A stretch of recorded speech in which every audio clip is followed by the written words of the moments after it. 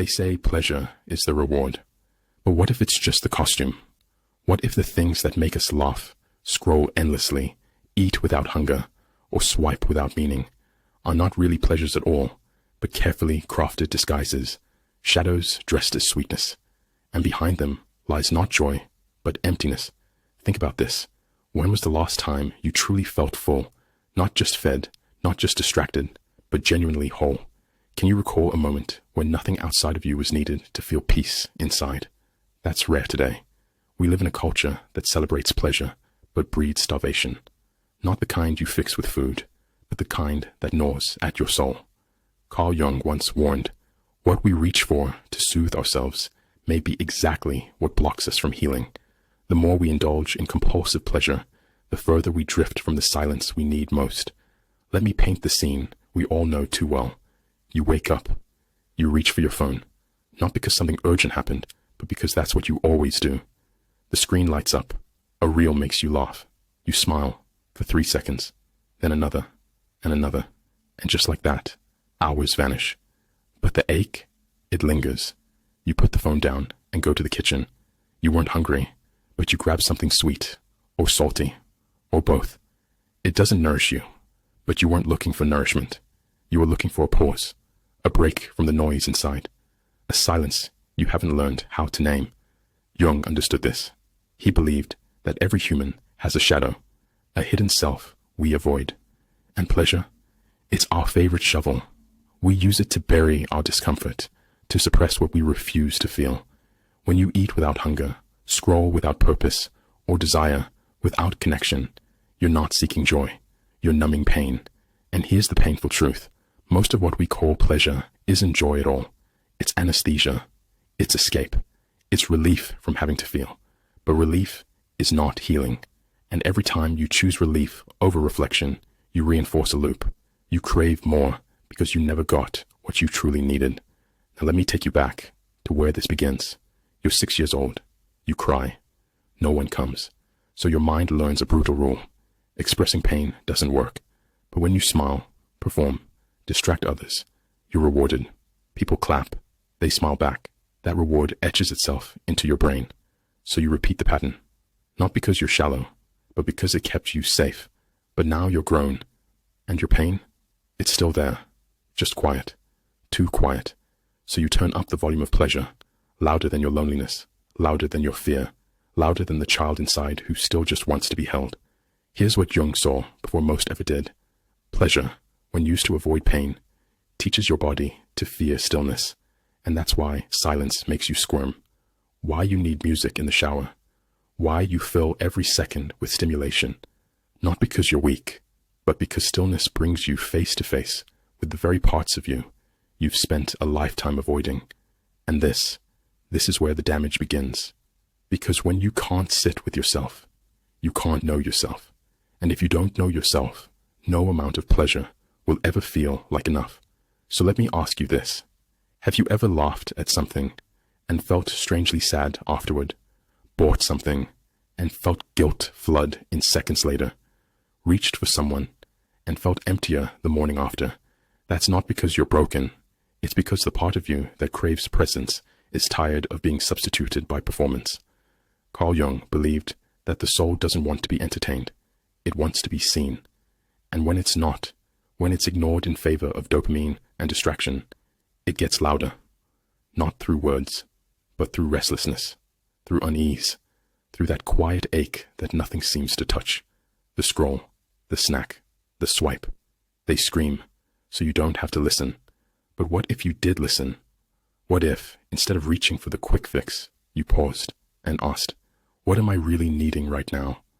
That one question could be the beginning of everything. Let's go deeper. You walk into your home after a long day. The silence greets you first. Not peaceful silence, but that heavy kind. The kind that makes your chest tighten. You toss your keys, head to the fridge, maybe open your favorite app. Not because you're excited, but because you're afraid. Afraid of sitting still. Afraid of what might surface if you don't drown it. Carl Jung said, people will do anything, no matter how absurd, to avoid facing their own souls. And you see it everywhere. We chase pleasures that mimic connection, the comment section instead of real conversation, a one-night high instead of lasting intimacy, a like, a view, a heart, pretending it means love. But here's the problem. Substitutes don't satisfy. They stimulate, and that stimulation becomes addictive. The moment we feel discomfort, we reach, not inward, but outward, and every time we do that, we train ourselves to forget what we actually need. Let me ask you something. Have you ever eaten an entire meal, scrolled an entire feed, binged an entire season, only to feel emptier, like you were full of noise but starved of meaning? That's the trap of substitution. Pleasure, in its purest form, is not the enemy. It's beautiful when it's an expression of joy, not a cover-up for despair. The problem isn't that we enjoy life, it's that we use enjoyment to escape life, to avoid being seen, to avoid seeing ourselves. Because to truly see yourself, to look at the parts of you that ache, that long, that grieve, takes courage, it takes silence, it takes surrender, and those things aren't profitable. Distraction is, addiction is. That's why the world sells you pleasure every second of every day, because if you stayed still long enough to feel what's real, you wouldn't need half the things being sold to you. Let's talk biology. Your brain releases dopamine every time you engage in something that gives you a sense of reward, pleasure, validation, even anticipation. But dopamine doesn't care if what you're doing is good for you. It only cares that it's stimulating. So if every time you're sad, you scroll, every time you're lonely, you hook up, every time you're anxious, you eat, then your brain wires those behaviors as relief, even if they make you worse. This is how we become strangers to ourselves. You stop asking, what do I actually feel? What am I avoiding? What do I truly need? And instead you ask, what's next? What's new? What's fast? Faster, louder, cheaper, but never deeper. Carl Jung saw this psychological fracture. He didn't just see individuals numbing themselves. He saw civilizations doing it. Whole cultures obsessed with comfort, terrified of introspection. Because if we paused, if we truly paused, we'd see the truth. That much of our suffering comes not from what's happening to us, but from our refusal to meet what's happening inside of us. There's a part of you that's always known this. It's the part that feels bored during small talk, that aches when you laugh but don't feel joy, that gets quiet when a crowd cheers for you, but you feel alone. That part is your soul, and it's not asking for more noise. It's begging for honesty. Let's get brutally honest for a moment. How many things in your life look good but feel wrong? How many routines you cling to just to feel normal? How many people know your smile but not your sorrow? You don't need more pleasure. You need more presence. Because here's the secret. Presence is the only thing that turns relief into real peace. Pleasure without presence is hollow. But when you are fully there, when your heart, mind, and spirit align, then even a quiet moment, a deep breath, a simple gaze becomes sacred. The world wants you to keep numbing, to stay reactive, to stay almost okay. Because almost okay people still buy things, still perform, still stay silent. But you're not here to be almost okay. You're here to remember what wholeness feels like. And that begins with choosing discomfort over distraction, slowness over stimulation, truth over temporary highs. So the next time you feel the urge to reach outward, pause and ask, what am I actually feeling right now? What would it mean to sit with that, just for a moment, without trying to fix it? Because maybe, just maybe, that's where real healing begins. There comes a moment, often quiet, often inconvenient, when the pleasure no longer works. The screen doesn't distract. The sugar doesn't soothe. The body you hold doesn't make you feel held. This moment isn't a failure. It's an awakening. And for many, it feels like a crisis. Carl Jung warned us, when you repress the soul long enough, it doesn't disappear. It rebels. It whispers through anxiety. It trembles through depression. It screams through burnout. Because the soul isn't here to make you comfortable. It's here to make you whole. And that journey toward wholeness requires something terrifying in our culture. Feeling. We are taught that the goal is to fix how we feel. Be productive. Be positive. Be efficient. But never just be. Never grieve without rushing to gratitude. Never rest without guilt. Never speak truth unless it's sugar-coated. So what happens? We fake it. We smile through pain. We post through emptiness. We laugh through loneliness, but the body remembers. The soul remembers. Every time you override your truth to appear fine, you fracture something sacred inside you. And this is where real suffering begins, not from trauma itself, but from the emotional dishonesty we wrap around it, because we fear that if we really allowed ourselves to feel what's there, we might fall apart. But here's the paradox. We don't fall apart when we feel. We fall apart when we don't. Carl Jung called this the confrontation with the shadow. It's the moment we stop blaming others and start asking, what part of me have I been abandoning? What wound have I been covering with noise and numbness? It's the moment we meet the version of ourselves we've avoided, the lonely one, the ashamed one, the angry one, the one who still cries in the dark, whether we acknowledge it or not. Let me tell you something true and hard. You can read every book, say every affirmation, light every candle, but if you don't sit with the pain you've been avoiding, if you don't name it, if you don't let it speak, you will keep repeating the same cycles, no matter how beautiful the disguise. That's the hidden tragedy of modern healing. We romanticize transformation, but avoid the death it requires, because real healing feels like dying, the dying of illusions, the dying of who you thought you had to be, the dying of survival strategies that once saved you, but now sabotage you. And yet, this death isn't the end. It's the beginning of integration. Integration means this. You don't banish your pain. You welcome it to the table. You say, I see you. You've been carrying so much. Let's breathe now, together. That's not weakness. That's sacred strength. The kind of strength that says, I won't abandon myself to be loved. I won't betray my truth for peace. I won't numb just to belong. You see, the soul doesn't want more pleasure. It wants presence. It wants to be seen, especially by you. And when you finally stop running, when you finally say, I'm ready to feel what's real, everything changes. Yes, there may be tears. Yes, there may be rage. Yes, there may be silence so thick it terrifies you. But right underneath all that is clarity, is power, is peace. Not because everything outside has changed, but because for the first time, you stopped fighting what's inside. Carl Jung said, until you make the unconscious conscious, it will direct your life and you will call it fate. How many of us are still being led by our unconscious pain? You fall for people who don't love you because you haven't loved you. You chase things that don't fulfill you because you haven't asked what you truly need. You stay busy because you're terrified of stillness revealing your truth. But the truth isn't here to punish you. It's here to free you. You are not broken.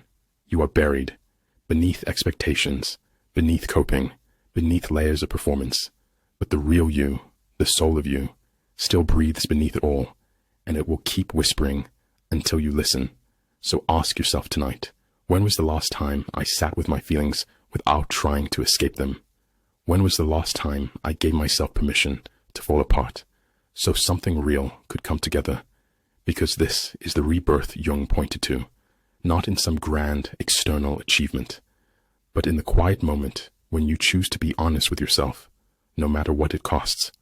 That is the moment your healing begins, and that is the moment the pleasure you once used to run becomes the joy you now feel in simply being real. After the numbness wears off, after the false pleasures fall away, after you finally dared to sit with yourself in silence, something begins to shift, not quickly, not loudly, but deeply.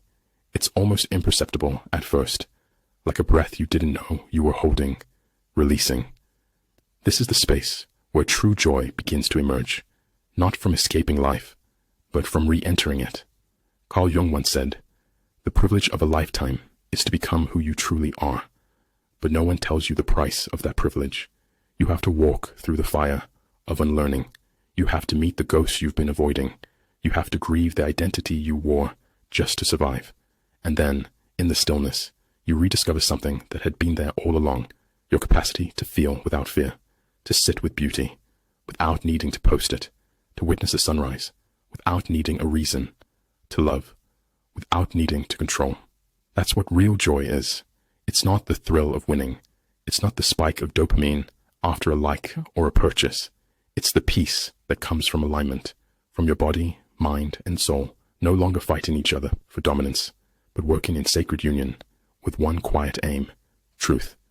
This is the opposite of how we're taught to live. Our world teaches us that value comes from visibility, that happiness is a product, that peace is a luxury for those who've earned it. But Jung knew the truth. Peace isn't given. It's remembered.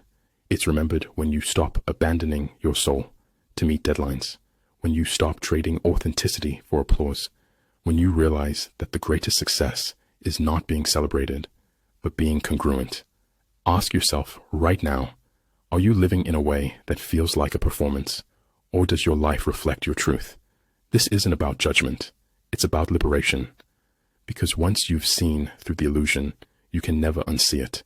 You'll notice how people numb their pain with busyness, how the most curated lives often hide the most chaos, how much of our modern suffering isn't from what's missing, but from what's misaligned. And in that awareness, you stop needing life to be perfect. You just want it to be real. You no longer chase the high. You seek the whole. You make space for the slow morning, the deep conversation, the laugh that comes not from performance, but from the belly of being. This is not the kind of joy that sells books or tickets or luxury brands. It's not loud or flashy or photogenic, but it is sustainable. It survives the storm. It heals the nervous system. It anchors you when the world tries to spin you in circles. Jung called this the individuation process, the return to yourself, not the self they sold you, not the self you perform for love, but the self that has been waiting patiently underneath the rubble. And when you live from that place, pleasure no longer owns you. You own it. You enjoy the wine, but don't need it. You enjoy the applause, but aren't addicted to it. You enjoy beauty without needing to possess it. That is real power, because it comes from the one thing no one can take from you, inner integration. The world will still tempt you. Your wounds will still whisper. Your ego will still flare up. But now, you see it. And in that awareness, you have choice. The choice to pause, the choice to breathe, the choice to stay with what's real, no matter how uncomfortable. And if you can stay, even for a minute, even for a breath, you will find something that no pleasure ever gave you. Freedom. Not the freedom to escape life, but the freedom to enter it fully, without masks, without lies, without constant craving. So here's the final question. What would happen if you no longer sought to feel good, but to feel true? What kind of joy could grow in that soil? What kind of peace could emerge? Not because you achieved more, but because you abandoned less of yourself. This is your invitation, not to fix yourself, not to hack your way into happiness, but to remember what's real, to feel what you feel, to stop running, to begin listening, because beneath all the noise, all the numbing, all the pretending, there is a self waiting to rise.